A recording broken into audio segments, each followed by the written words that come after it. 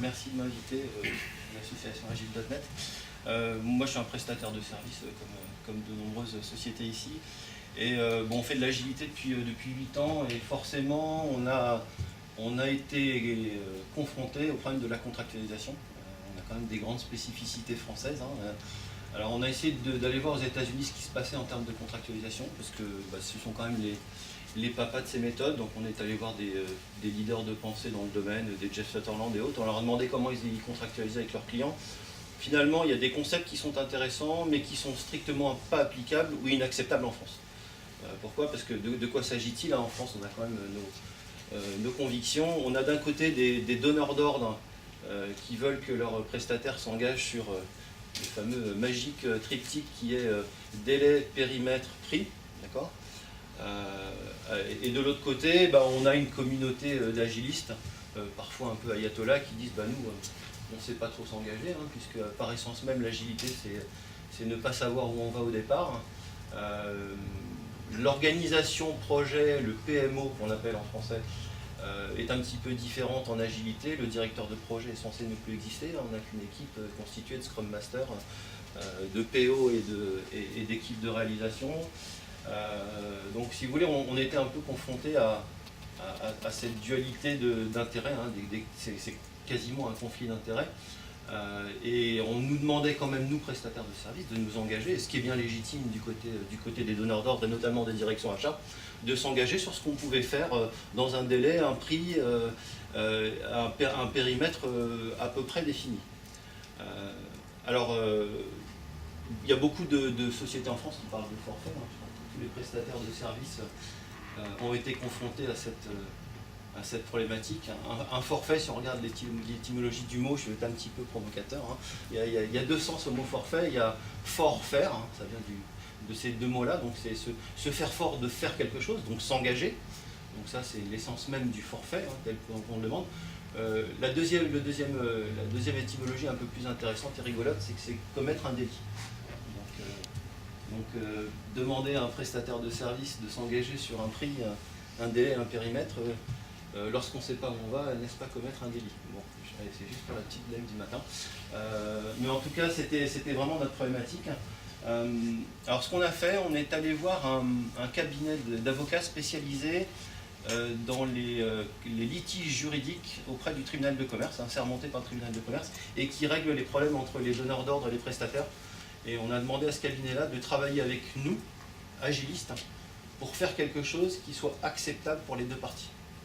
Donc on est arrivé à un contrat agile qu'on a mis à la disposition de la communauté, donc c'est www.contrat-agile.org. Donc il est open source, vous pouvez en faire ce que vous voulez.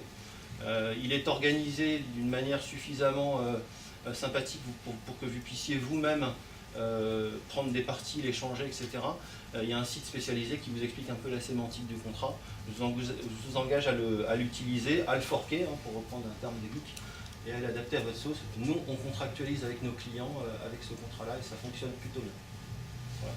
Donc je vais vous expliquer la démarche qu'on a adoptée pour construire ce contrat agile. On est parti de quelque chose que vous connaissez peut-être, j'espère, en tant qu'agiliste, c'est les préceptes du manifeste agile. Donc ils sont simples. À gauche, on a des choses qui sont certes importantes, mais moins importantes que ce qui est à droite. Et on est parti de ces 4 principes fondamentaux pour décliner de manière très opérationnelle un contrat juridiquement acceptable, écrit par des avocats, qui s'appuient sur ces préceptes et cette sémantique. Donc, encore une fois, ce qu'il y a là est important. Ce qu'il y a là et ce sur quoi on doit se focuser si on veut faire du projet de bonne qualité en méthodes agiles. Alors on va reprendre les points un par un. Première des choses, suivi d'un plan. Ça c'est typiquement ce qu'on essaye de faire quand on sait où on va. Au contraire, les agilistes disent il faut accepter le changement, on ne sait pas exactement où on va en termes de périmètre, on va rencontrer des difficultés, on va agir de manière empirique, et donc il va falloir qu'on s'accorde contractuellement sur le fait que l'empirisme est intégré dans le process de gouvernance du projet. D'un côté on a des specs, de l'autre côté on a des specs qui évoluent. D'un côté on achète un périmètre, de l'autre côté, sémantiquement, et in fine on achète une capacité. une capacité qu'on espère être de qualité, hein, puisque un précepte de l'agilité, c'est bien de prôner des pratiques d'ingénierie qui produisent du logiciel de haute qualité. Ça va avoir aussi des contraintes juridiques, hein. Le prestataire doit s'engager sur la qualité, bien entendu. On a un budget déterminé ici, et là on a une enveloppe. La sémantique est un petit peu différente, on va essayer, enfin on va pouvoir figer un budget projet, seulement on va s'amuser à l'intérieur à échanger sur ce qui est faisable, pas faisable, priorisé, etc. On va le voir comment. Et enfin, dans un process classique, cycle en V, on fait bosser beaucoup les gens du métier au début pour faire des specs, et puis après ils disparaissent. En Scrum notamment, au contraire, on demande une implication forte du métier. Donc ça fait partie des devoirs du donneur d'ordre que de s'engager sur sa disponibilité, sa compétence et son mandat.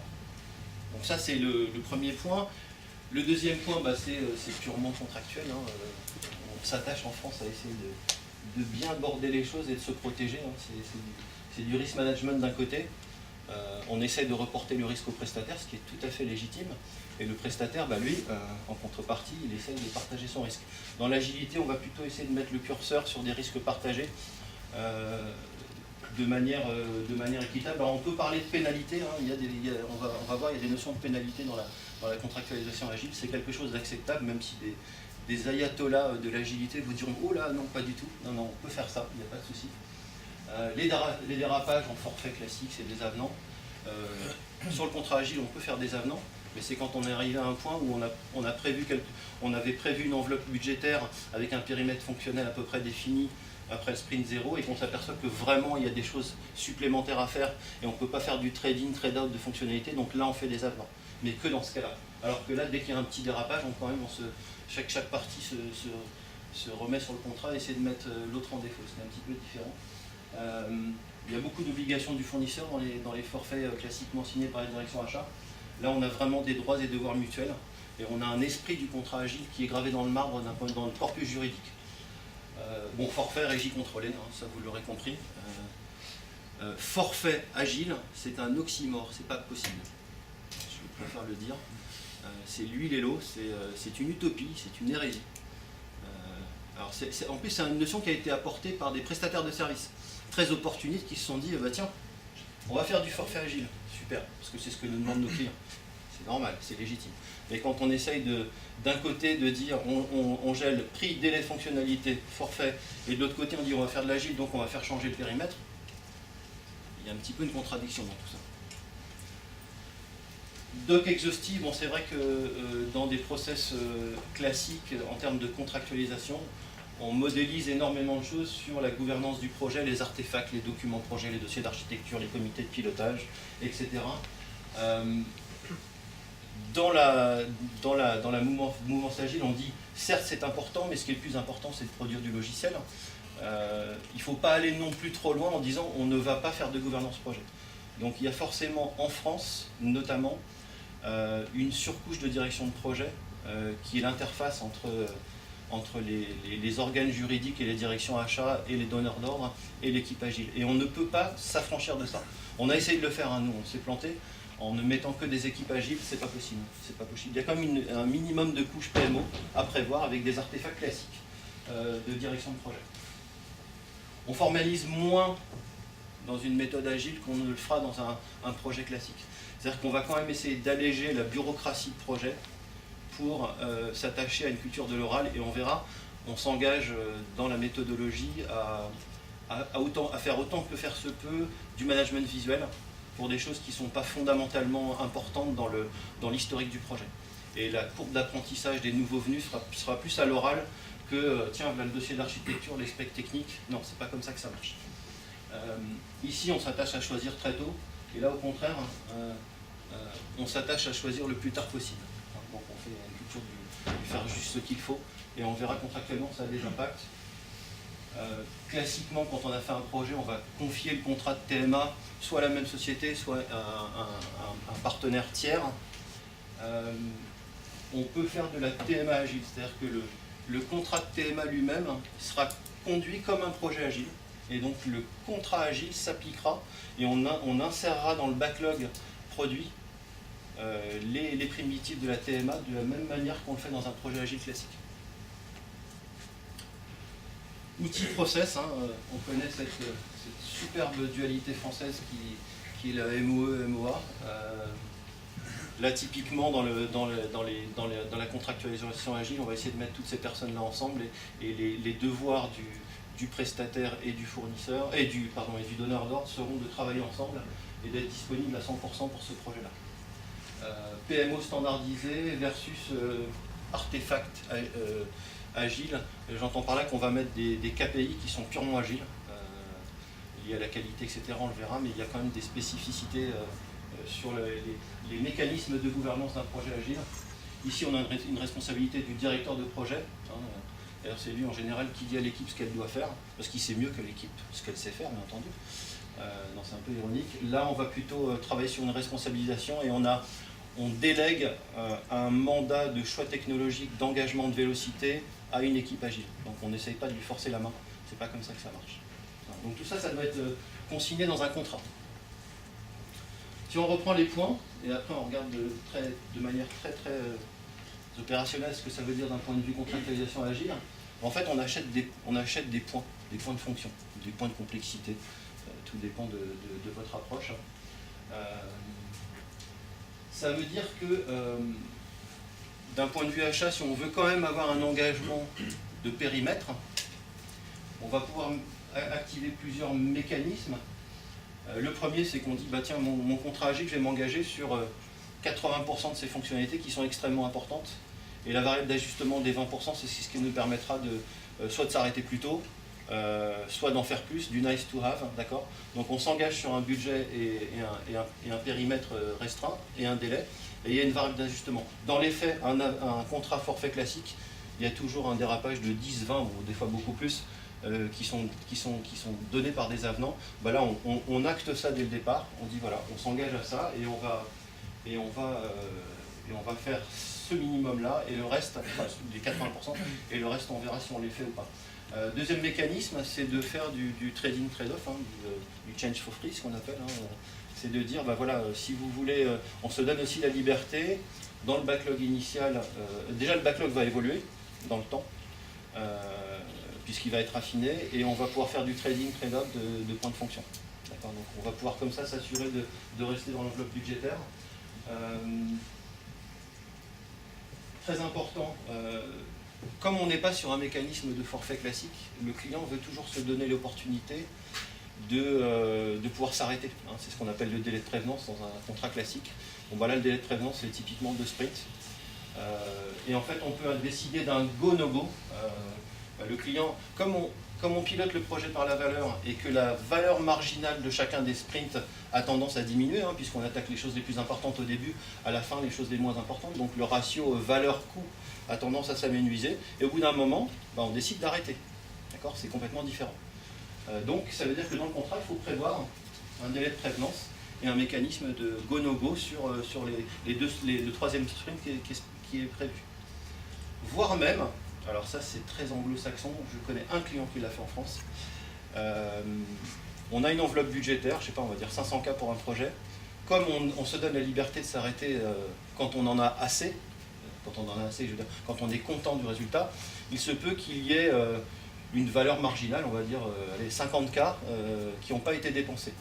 Je connais une DSI qui a fait donc un mécanisme de money for nothing, ce qu'on appelle, c'est-à-dire qu'on partage le budget économisé entre les deux parties. Bon, très sincèrement, moi j'ai vu que des directions d'achat qui disent bah, c'est bien, tant mieux, on va le garder pour nous. Mais bon, ça peut arriver. Facturation sprint, très important. Donc vous achetez une capacité, donc ça vous permet d'avoir un coût, un rapport nombre de points de fonction coût, qui va vous permettre de calculer cette valeur marginale par sprint et de vous arrêter quand vous le voulez. Et de mettre les mécanismes de gouvernance et de calcul de ce rapport. La collaboration, très important. Premièrement, il y a une sacralisation dans le contrat de la rétrospective. Pourquoi ? Parce que un des devoirs du donneur d'ordre, c'est de lever les obstacles pour permettre à l'équipe de continuer d'avancer. D'accord ? Et donc ces obstacles-là, on alimente un impediment backlog, hein, vous le connaissez tous, mais tous les problèmes qui sont remontés en rétrospective doivent être contractuellement traités dans un délai qui est prédéfini suivant le niveau de criticité. Donc ça a un impact contractuel très fort. Très important aussi, disponibilité, compétences et mandat du product owner. Donc cette personne-là doit être en l'équipe, doit être dispo pour l'équipe en permanence. C'est la hotline fonctionnelle. Et puis en plus, comme on fait du TDD, on fait du développement par les tests, on commence par les tests, il faut que cette personne-là soit dispo. Et il y a beaucoup de problèmes sur les projets, de par le manque de disponibilité de cette personne-là, soit par le manque de l'absence de mandat ou de compétences. Parce qu'on prend quelqu'un qui était, je sais pas moi, qui était AMOA délégué, etc., et on le met PO sans forcément l'avoir fait basculer dans le mindset agile. Donc il y a un vrai effort à faire là-dessus. Du coup, il faut blinder ça d'un point de vue contractuel pour le fournisseur. Les KPI agiles, bien entendu, on parlait de qualité de code, vous avez des artefacts de mesure de qualité de code extrêmement précis. Sachez quand même que ce sont des KPI qui sont très facilement falsifiables. On peut avoir son taux de couverture de test magnifiquement vert à 99%. On peut avoir tous les KPI de qualité de code au vert et finalement avoir un software qui est de très mauvaise qualité parce que l'architecture a été mal pensée, parce que voilà. Donc c'est extrêmement important. Donc ces KPI, il faut savoir qu'on se réserve le droit dans le contrat de les faire évoluer. On en a quelques-uns, on en a 4 au départ, et après on s'engage contractuellement à en mettre d'autres qui peuvent disparaître. C'est un KPI de focus, de point d'attention à un moment donné, qu'on va faire disparaître. Donc tout ça, ça doit être mis dans le contrat. Recette incrémentale, comme on livre à la volée, on ne veut pas que le client, lui, ne suive pas le rythme de la recette, donc il doit s'engager à faire une recette incrémentale. Nous, on met à N+1, fin du sprint N+1, la recette du sprint N. Donc le client doit s'engager à le faire. Normalement, ça doit être faisable puisqu'on, vraiment dans l'état de l'art de l'agilité, on fait du TDD, donc on spécifie les tests avant de faire la réalisation, ce qui fait que globalement, la recette, elle doit être faite de manière beaucoup plus simple. Mais en tout cas, elle est provisionnée dans le timing du projet de manière régulière. Manifeste agile dans l'esprit du contrat, donc on met dans le corpus juridique l'esprit des méthodes agiles. Et si jamais on a, pour une raison X ou Y, on doit arriver au tribunal de commerce pour un litige, l'esprit du contrat prime sur n'importe quelle clause. Ça, c'est juridiquement très important. Donc il faut le mettre dans le contrat. Là-dessus. Bon, ça on en a un peu parlé, on peut faire du success fee aussi, les anglo-saxons aiment bien, donc on a parlé du money for nothing, on peut aussi dire, tiens, vous avez un incentive sur le respect du time to market, du délai, si vous finissez plus tôt, on l'a mis dans le contrat, si vous finissez plus tôt, vous avez un bonus, par contre si vous finissez plus tard, vous avez un bonus. Parce qu'on peut aussi accepter de bouger un peu le délai. Un logiciel opérationnel, oui c'est très important, c'est quand même la partie de droite. Donc en fait, le client doit accepter de travailler en TDD, donc les tests qu'on a plutôt intérêt à mettre sous le tapis quand on est un peu à l'arrache sur un projet, parce que c'est la 5e roue du carrosse. Non, là c'est prévu dans les sprint planning, il y a du budget pour ça, il y a un PO qui est dispo et on développe par les tests, et c'est extrêmement important. C'est le seul moyen de réduire la dette technique et d'avoir un logiciel de bonne qualité. Donc c'est contractuellement important de le signaler et de mettre en place ces procédures de test et de design par le test, etc. Les choix techniques, souvent, qu'est-ce qu'on fait? On essaye de graver dans le marbre une architecture logicielle, des standards techniques, etc. avant de commencer. Non, là aussi... alors bien sûr, il peut y avoir des standards corporate d'une société qui n'utilise que tel et tel framework et tel serveur d'application, etc. Bien entendu. En revanche, il faut laisser contractuellement le libre arbitre des choix technologiques à l'équipe qui elle-même s'engage. C'est très important. Faire juste ce qu'il faut, ça veut dire qu'en fait, dans les points de fonction, il y a une activité de refactoring. Comme on fait juste ce qu'il faut, il est probable qu'on va refaire certaines choses. In fine, ça coûte moins cher au projet, mais on ne va pas faire la conception d'architecture pour une application dans 10 ans. Donc on va avancer au fil de l'eau et les équipes de réalisation vont faire juste ce qu'il faut. Donc ça a un impact sur le fait qu'on va faire du refactoring. Et faire du refactoring, ça a un coût, et c'est calculé dans les points de fonction. On laisse le libre choix de l'usine logicielle au prestataire, extrêmement important. Combien il y a de projets qui sont ralentis par la bureaucratie interne pour avoir un nouveau serveur, etc.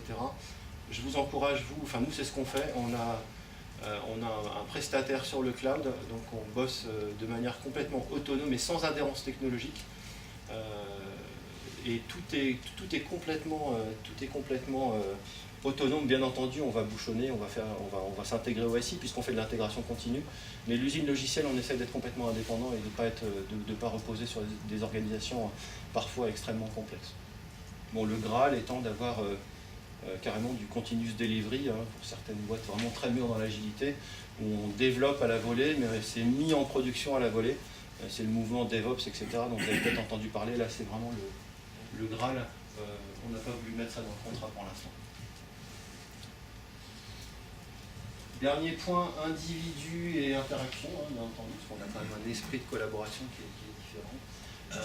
Là, pareil, sacralisation du Daily Scrum, donc c'est une cérémonie obligatoire pour tout le monde, donneur d'ordre et prestataire.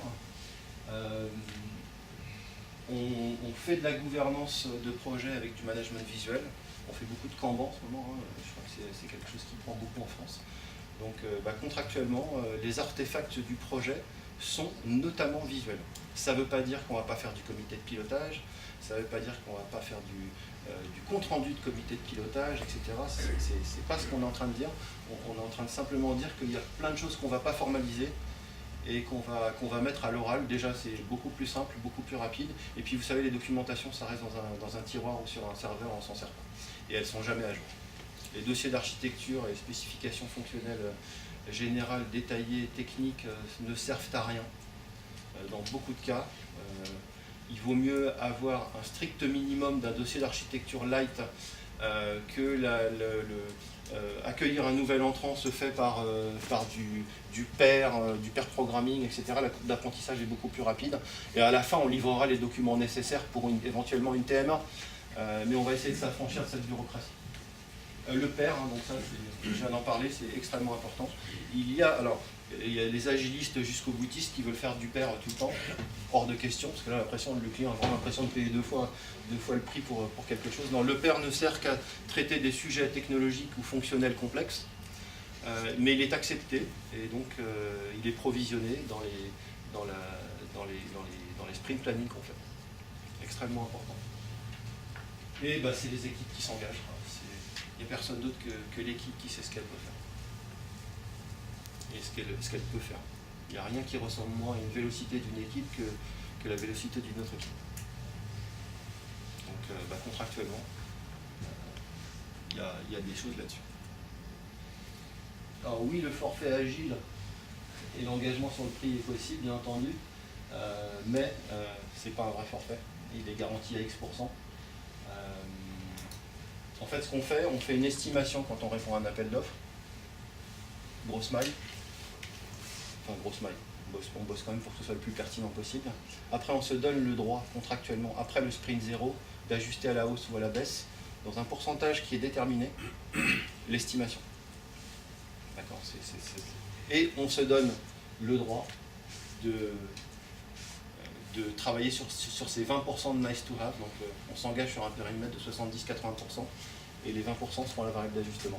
Et en dernier recours, on a du trade-in, trade-out. Je te donne telle fonctionnalité contre telle autre parce que celle-là, on ne pourra pas te la développer dans le temps imparti. Ouais, quel est l'accueil des services d'achat quand on leur dit on va en parler, on fera la table ronde. On va en parler aussi. Oui, bien sûr. Alors oui, les pénalités sont possibles.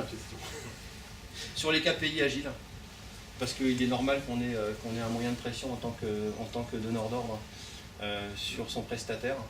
Donc en fait, nous, ce qu'on a mis en place, c'est quand on est dans le rouge, par exemple, les KPI agiles, c'est quoi? C'est la qualité, c'est la prédictibilité, c'est-à-dire en gros la qualité d'estimation de l'équipe. Ça, c'est un KPI agile typique. Est-ce que l'équipe est fiable dans ses estimations? La productivité. Tout ça, ce sont des KPI agiles. Donc on peut mettre des seuils.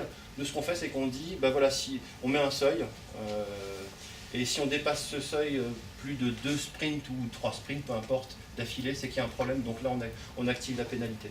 D'accord. Mais il y a un mécanisme de remontée au comité de pilotage du franchissement d'un seuil dès qu'il arrive. Donc en fait, on a un sprint pour corriger le tir, et au troisième sprint, si ça perdure, il y a une pénalité. D'accord. Ça permet comme ça de satisfaire les directions achats sur ces pénalités auxquelles elles tiennent particulièrement. Et d'autre part, c'est aussi bon pour l'équipe de voir qu'il y a des seuils qui ont été franchis, ça veut dire qu'il y a un problème. Donc, on peut planter un sprint, parce que voilà, il y a quelqu'un qui était malade, ou on a eu un mauvais casting, etc. Donc il faut le prévoir, et les KPI sont plutôt là pour mettre un warning quand les seuils se franchissent dans la durée, plutôt que ponctuellement. Voilà. On ne peut pas faire l'intégralité des trois. C'est une hérésie, c'est une utopie. Voilà, donc le contrat agile, c'est des sociétés que j'ai fondées qui a fait ça, avec un cabinet d'avocats spécialisé à Lérion. C'est très important de travailler avec ces professionnels du litige IT. Open source, donc, complètement à votre dispo. Et en gros, il est fait comment? Il y a un corpus juridique avec les termes juridiques classiques, prévenance, test, recette, contrat, propriété intellectuelle, blablabla. Une annexe importante, c'est la description de la méthodologie, parce qu'elle fait partie intégrante du contrat, et donc on doit suivre cette méthodologie. Et c'est là où on a l'esprit agile. Une vision partagée client-prestataire.